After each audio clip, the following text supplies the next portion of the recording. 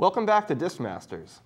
In future episodes, you're going to get to know 3 people really well besides myself. Those are our touring professionals, Avery Jenkins, Valerie Jenkins, and Nate Doss. So we're going to spend a few minutes in studio here to meet them all. First, we've got Avery Jenkins. And Avery, thank you very much, first off, for taking so much time to be part of this before you guys all go out on tour. And if you could do me a favor, just tell our audience a little bit about why disc golf is so special to you. Why have you made it the central theme in your life? Absolutely. I've been playing disc golf for over 25 years now. This is my 11th season, going into my 12th season as a professional. And I make a living at it. I actually go out and travel the world playing disc golf tournaments. And it's been special to me for the fact that I could play a game I love, and I'm really good at it. It's simple, the fact, you know, I grew up around the sport for a long time, and I really like just the whole capturing of flight and going out there and playing disc golf tournaments and then meeting friends and having a great time. Cool. So 25 years, so you basically played since you were a little kid, right? I've been playing since I was 7 years old. Wow, I bet you a lot of people weren't even aware that disc golf has been around that long. Yeah, it's been around for 35 years now. And as long as it's been around, we're still pioneers of the sport. You know, it's still pretty young and in infancy right now. So, you know, we're trying to make the most of it and trying to grow the sport as big as we can. Thanks. No problem. So when you go out on tour, obviously making money doing something you love, you hear every professional athlete, you know, talk about what a privilege that is. You also do a whole lot of ambassador type things for the sport of disc golf, right? Definitely. Can you give us an example of some of the types of things you do? Sure. One of our favorite things is going out there and doing instructional clinics. We'll go out to a certain tournament before the tournament and go out there and gather, you know, 50, 60, maybe 100 people and teach them the basic technique and instructional of disc golf. It's great to teach new people and show them how to really appreciate the game, and they'll actually love the game a lot more the better they get at it. And we just love going out there and teaching players, and new players especially, and spreading the word of disc golf.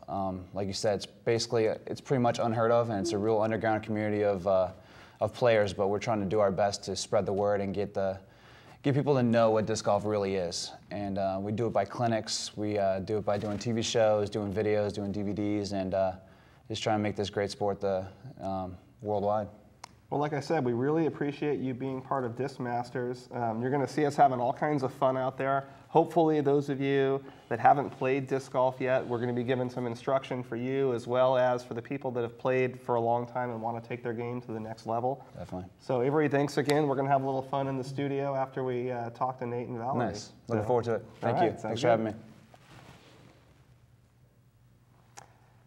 Okay, now we've got Valerie Jenkins in the chair next to me. Valerie is the second of the 3 touring professionals that are going to serve as kind of our local residents and regulars here on DiscMasters. And Valerie, we got you in the studio today. I know we're going to be doing mostly field work, but we basically just want to get to know you here in the first episode, especially considering the 3 of you are going to be hitting the road on tour here in three weeks or a month or so more. Yep. So, really, the audience is going to get a chance to learn all kinds of things about you. We're going to be asking you all kinds of serious and not so serious questions. But today, if you could just sort of tell us in a nutshell, how is it that disc golf is your passion? Well, like Avery touched on, we've grown up around disc golf our whole life. So it's just one of those things that we were born into. And yeah, it's become my passion over the years. I think this is going to be my 6th season as a touring professional. So, it's just a consistent flow of tournaments all throughout the year. And, when it's a ritual and a routine like that, it's got to be your passion. I get it.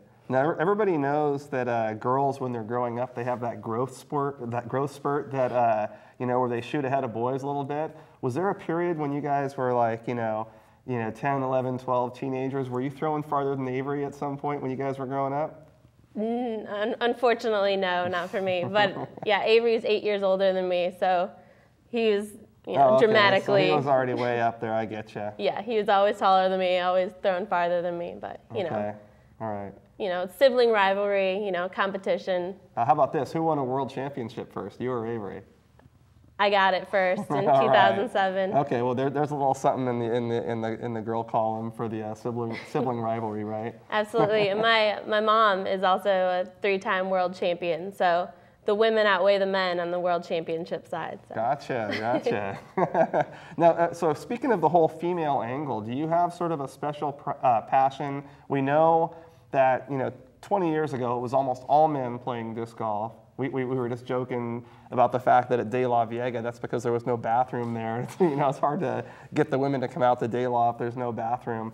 But now, as opposed to 2 decades ago, the sport's rapidly growing amongst women, but it's still weighted much more towards the male side. Is that sort of a special mission of yours to try to reach women with the whole message of disc golf? Yeah, definitely. As I grew up with my mom playing, it was basically just me and her playing tournaments every weekend or, playing casually. And, it was that rare sighting. You would see another woman playing and, yeah. Oh, hey, it's definitely a rare sighting. But it is a mission of mine to help grow women and get women out there playing and try and boost their confidence, when they're playing with guys and, playing just regularly casual with guys. You gotta have that extra sort of confidence if you want to. Is that still that way when you see another woman on the course? Are you kind of like, sister, yeah, power? Yeah, you have to. And, it's a lot like ball golf was. You never saw women on the course. And, in the last, I don't know, at least 10 years, it's definitely growing. And the women even have their LPGA tour. And so, yeah, hopefully, we get more tournaments like that. I think we have about 3 that happen every year that are strictly women only. So that's getting better, and I think that's helping the numbers grow, definitely. That's great. Yeah. Excellent. Okay, well, we're going to get Nate in the chair, and then we're going to have a little fun with the mini basket in a minute here in the studio. But once again, thanks for being part of the show, and thanks for coming in the studio. Absolutely. All right, now we've got Nate Doss here in the chair next to me. Nate is going to be the 3rd member of our group of touring professionals that are kind enough to join us on the DiscMasters show. And Nate is the one of the 3. Valerie and Avery are actually from Ohio. They're recent transplants. Nate's actually a Santa Cruz native, right, Nate? Born and raised. Born and raised. And Nate's our local pride and joy. We were all cheering really big when he won his first world championship in 2006? 2005, that's right. Yep, gotta do your research. 2005, 2007, United States champion 2008, right? Yeah. All right. Exactly. So you had to think about that one. I did. You're throwing too many numbers out there. I know. So Nate is actually the 4th rated male disc golfer in the world, and he's going to be vying for that hometown title when the Professional World Championships comes to the area in 2011. And what I'd really like to work, the same with Avery and Val, we're going to be getting to know you guys quite a bit better over the course of the episodes that we film. Right now, though, since you are the Santa Cruz native, give me an idea of what it's been like growing up here as disc golf has grown up too. Yeah, I mean, it's been great, you know, being Santa Cruz native, playing at De La Viega pretty much my entire life. I started playing up at the course at De La Viega when I was 6 years old. So from a very young age, you know, I've been playing disc golf up there. And when we first started, you go up on a Saturday, there'd be 2, 3, 4 cars in the parking lot. Yep.